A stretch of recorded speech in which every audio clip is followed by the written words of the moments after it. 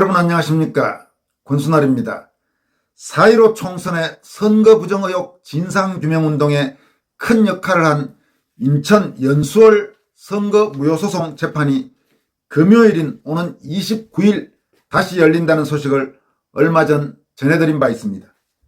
특히 이번 재판에서는 인천 연수원 송도 2동 6투표소 재검표 현장에서 쏟아진 소위 일장기 투표지, 그 시뻘건 도장 말이죠.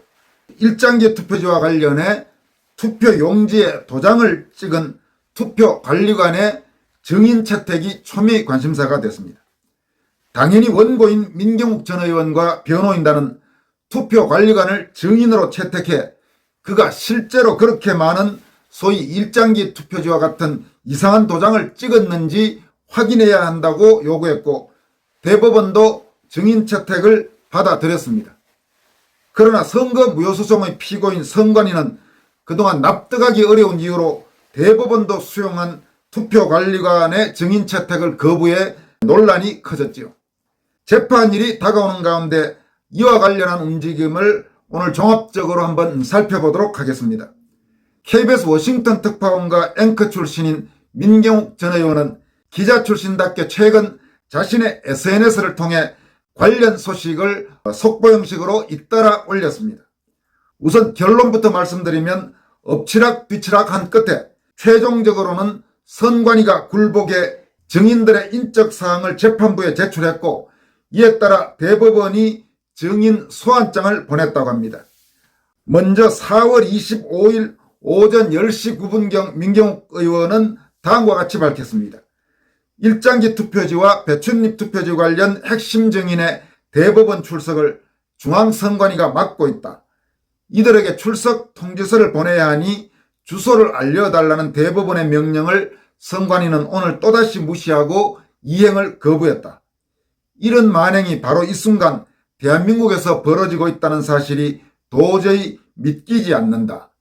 민경욱 의원은 이로부터 약 20분 뒤인 같은 날, 그러니까 4월 25일 오전 10시 30분쯤에는 다음과 같이 밝혔습니다. 대법원에서 증인으로 채택한 송도 2동 6투표소 관리관은 일장기 투표지에 도장을 찍기는커녕 그런 투표지를 본 적도 없다는 점을 이미 선관위 선거계장에게 진술한 바 있다. 선관위는 그 말을 법정에서 하려는 걸 극구 말리고 있는 것이다.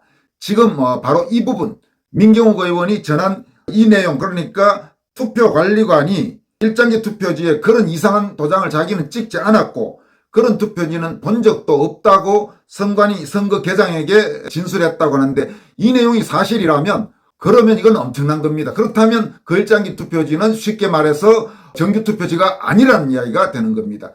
민경욱 의원이 이 내용을 어디에서 확인해서 본인의 SNS를 통해 공개했는지는 자세히는 알 수 없지만, 전직 국회의원의 전직 주요 방송사 앵커와 특파원까지 지낸 민경욱 의원이 없는 사실을 만들어서 이런 이야기를 했을 가능성은 거의 없습니다. 그렇다면 분명히 그 투표관리관이 선관위 선거계장에게 그런 말을 한 모양인데, 그렇다면 그 말을 만약 재판정에서 그대로 다시 한다면 이 선거 관련 재판은 더 이상 할 필요도 없이 무효가 돼야 되는 것입니다. 다만 실제로 과연 투표관리관이 재판에 나와서 최종적으로 실제로 어떤 말을 할지는 좀 더 지켜봐야 할 것 같습니다. 민경욱 의원은 4월 25일 이같이 두 편의 소식을 전한 뒤 다음 날인 4월 26일, 그러니까 어제 오전 8시경에는 다음과 같이 밝혔습니다. 선관위가 증인 출석을 봉쇄했습니다. 이럴 경우 증인 신문 없이 재판이 종결될 수 있습니다. 할 수 없이 우리는 대법원에 증인이 소환될 때까지 재판을 미뤄달라는 요청서를 접수시켰습니다. 이에 따라 이번 주 금요일 29일로 예정됐던 기자회견과 집회도 그 개최가 유동적입니다. 관련 소식을 계속 알려드리겠습니다. 이렇게 26일 오전 8시경 이런 글을 올렸습니다. 이 글에 대해서 부장판사 출신의 차기환 변호사는 댓글에서 다음과 같이 코멘트했습니다. 노골적인 재판 방해, 그것만으로도 원고 승소시켜야 하지 않나, 이렇게 코멘트했습니다. 민경욱 의원은 이 글을 올리고 나서 4월 26일 오후 4시쯤에 다음과 같은 글을 다시 올렸습니다. 선관위가 굴복했습니다. 증인인 투표 참관인들의 인적 사항을 제출해서 대법원이 오늘 소환장을 보냈습니다.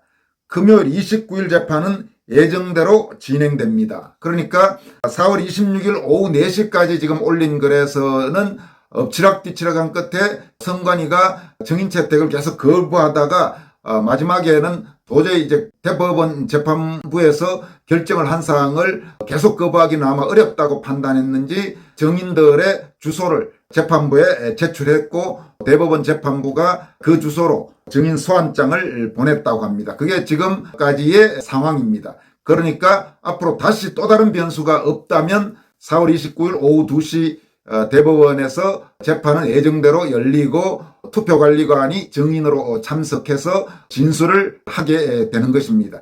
이런 상황이 되니까 지금 여러 댓글이나 이런 데서는 과연 투표관리관이 그대로 지금까지 말했던 원칙을 지켜서 대법원에서 말을 할 것인가, 그렇지 않으면 선관위가 혹시 사전에 또 어떤 투표관리관들과 말을 맞추지는 않았을까, 뭐 이런저런 여러 가지 지금 이야기가 나옵니다만은, 그러나 대법원에서 열리는 재판에서 만약 위정을 한다면 그건 엄청난 죄이기 때문에 그런 일이 없기를 바랍니다. 그리고 있었던 그대로 투표관리관이 증언을 하기를 바랍니다.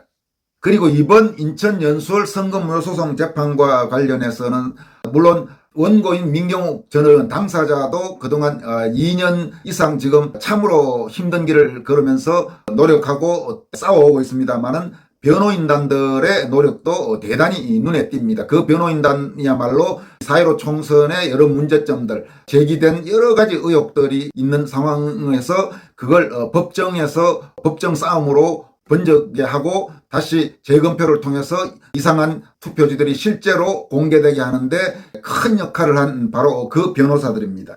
민경욱 의원도 변호인단의 그런 노력에 감사하는 마음이 당연히 컸겠죠. 그래서 4월 24일 본인의 SNS에 변호인단에 대한 감사의 글도 올렸습니다.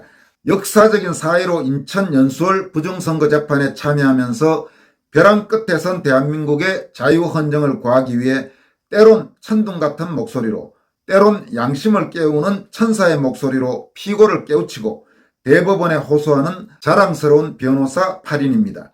이들이 바로 우리 시대의 영웅입니다.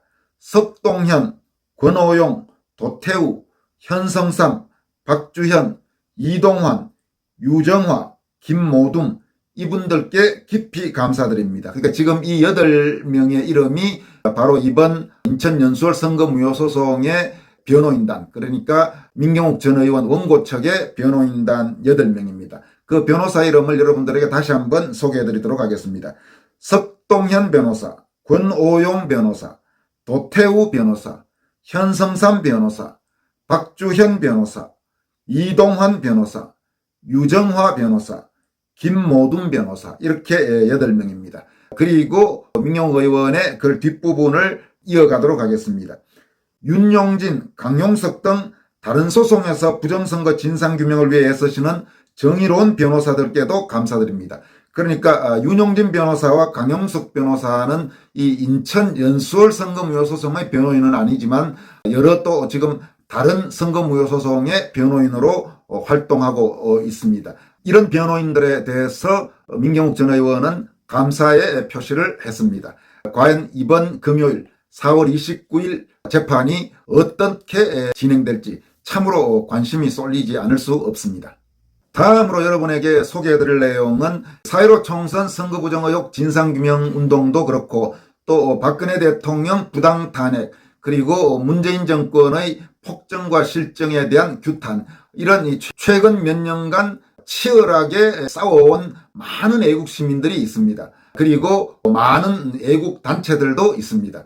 그 가운데 하나인 ROTC 애국동지회, 이 ROTC 애국동지회 회장을 맡고 있는 김재수 회장, 그동안 여러분에게 이분에 대해서 제가 몇 차례 소개해드린 적은 있습니다만 강남역에서 열리는 4.15 총선 선거부정 의혹 진상규명 관련 집회에서 연설 내용이라든지 몇 차례 여러분들에게 소개해드린 바가 있습니다만은 이분은 연세대 ROTC 8기고 국방과학연구소 정보센터 본부장까지 지내신, 그러니까 국방과학연구소에서 34년간 근무하시다가 퇴직한 분입니다. 그리고 경기대 대우교수도 지낸 분인데 이 연세도 많고 한데 정말 이 몇 년간 아주 치열하게 아스팔트에서 국가를 위해서, 대한민국을 위해서 노력해온, 목소리를 내온 분입니다만은, 바로 이 김재수 ROTC 애국동지회장이 최근 ROTC 애국동지 단톡방에 올린 글이 잔잔한 화제가 되고 있습니다.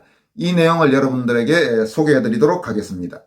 성후배 동지 여러분들께 몇 년간을 매주 주말 집회와 2, 3회의 주중 집회로 심신이 한계에 달했던 지난 3월 9일 정권 교체의 염원을 이루어냈습니다. 정말 기적 같은 일이 현실이 되었습니다. 지난 4.15 부정선거 이후 국민주권 자유시민연대 국자연 용인지회 활동에 이어 작년 5월부터 ROTC 애국동지회 회장을 맡아 제 나름대로는 최선을 다해서 앞장서 왔습니다. 새로운 정권의 출범을 앞두고도 해야 할 일이 너무도 많다는 것을 잘 압니다. 문 정권 5년간의 실책들을 바로잡으려면 무엇부터 고쳐야 할지 모를 지경입니다. 민주당 주도의 국회를 생각하면 막막하기만 합니다. 현실이 이러함에도 불구하고 저는 저 자신의 처지를 생각하며 많은 생각을 했습니다. 대학 입학이 늦었던 탓에 기수는 8기지만, 그러니까 기수는 ROTC 기수를 말합니다. 현재의 제 나이가 80이 다 되어갑니다.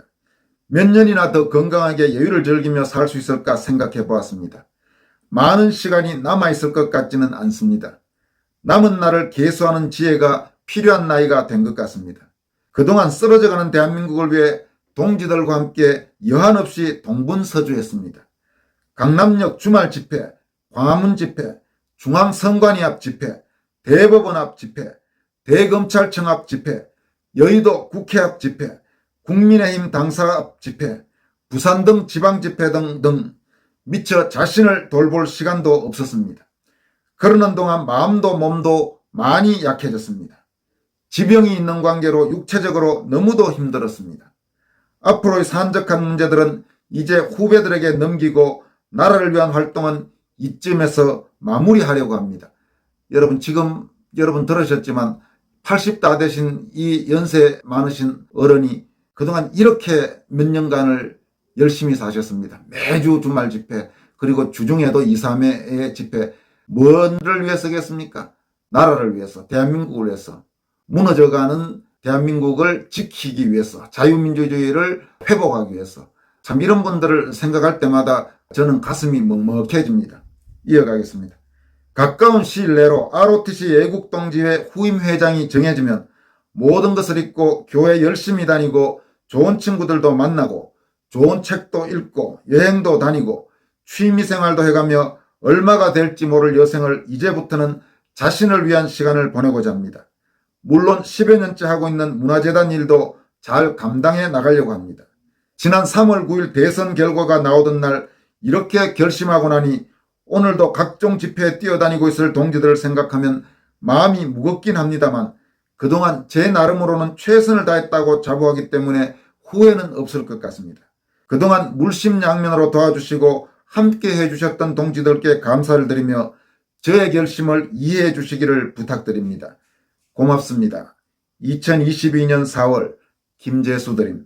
이 사항은 김재수 ROTC 애국동지회장이 ROTC 애국동지회 단톡방에 올리신 글입니다. 김재수 회장님 정말 그동안 대한민국 위해서 수고 많이 하셨습니다. 말씀하신 대로 이제는 편히 너무 힘들게 몸 혹사하지 마시고 편안하게 이런저런 취미생활도 하시고 그렇게 하시기를 바랍니다. 정말 고생 많으셨습니다. 그리고 참 고맙습니다. 여러분 여기까지 하겠습니다.